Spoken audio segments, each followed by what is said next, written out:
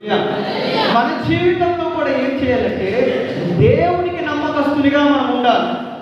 దేవుడు తన నమ్మకత్వాన్ని రుజువుపరుచుకుంటున్నాడు. హల్లెలూయా. ప్రతి విషయంలో నీ యొక్క ఇబ్బందులలో, అనారోగ్యంలో, కష్టములలో, అన్ని విషయాలలో కూడా తన యొక్క వాగ్దానాలను నెరవేరుస్తూ ఏం చేస్తున్నాడు?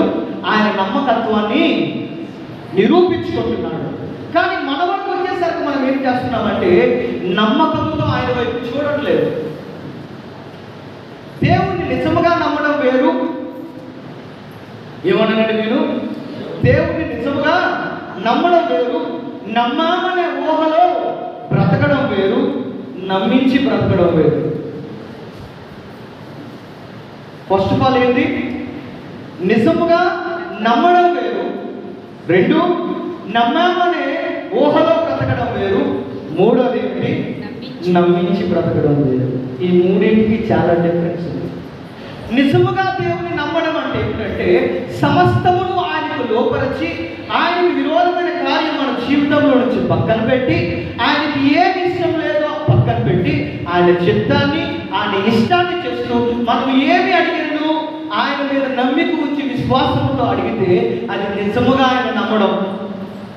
రెండోది ఏమిటంటే నమ్మామనే ఊహలో బ్రతకడం. నమ్మామనే ఊహలో బ్రతకడం అంటే ఏమిటంటే దేవుని నమ్ముకున్నానని చెప్పుకుంటాం, యేసు ప్రభువుని నమ్మానంటాం, కానీ నమ్మకానికి తగినటువంటి క్రియలు మనలో ఉండవు. హల్లెలూయా, హల్లెలూయా. ఏమన్నాను నేను? యేసు ప్రభు నమ్ముకున్నాను అంటే నమ్ముకున్నాం, కానీ నువ్వు ఎక్కడ కనిపిస్తావు? లోక సంబంధమైన కార్యములో కనిపిస్తావు, లోక సంబంధమైన మాటల్లో కనిపిస్తావు, లోక సంబంధమైనటువంటి వ్యవహారాలలో, వ్యసనాలలో, తప్పుడు స్నేహాలలో, తప్పుడు ఆలోచనల్లో నువ్వు గడుపుతూ ఉంటావు. కానీ మనం ఇచ్చే సమాధానం ఏమిటంటే యేసు ప్రభు నమ్ముకున్నావంటే నమ్ముకున్నాడు.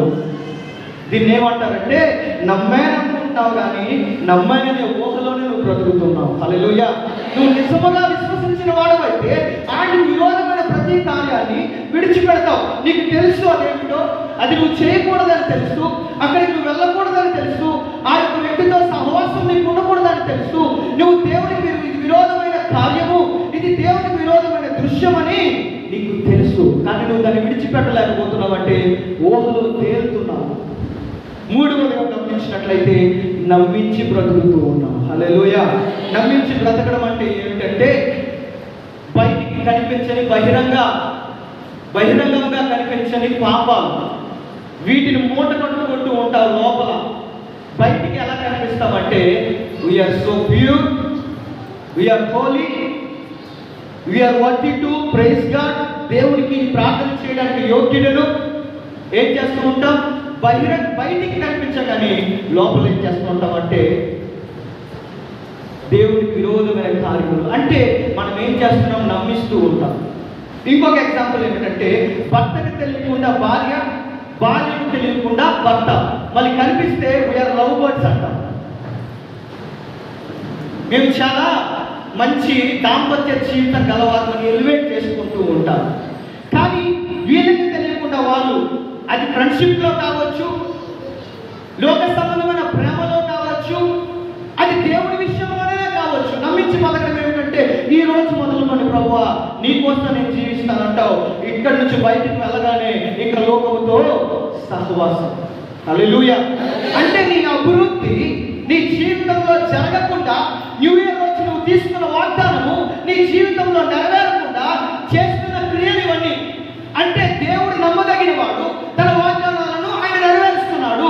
నీవు నమ్మదగిన వాడిగా లేవు కాబట్టి ఆ వాగ్దానాలు, నీవు దేవుడికి చేసిన వాగ్దానాలు ఏమవట్లేదు. దానికి కారణం ఏమిటి? దేవుడి నమ్మకస్తులు, ఆయన నమ్మకత్వాన్ని రుజువు చేసుకుంటున్నా నీ నమ్మకత్వాన్ని దేవుడి ఎదుట నువ్వేం చేయట్లేదు? రుజువు చేసుకోవడం లేదు. హల్లెలూయా, హల్లెలూయా.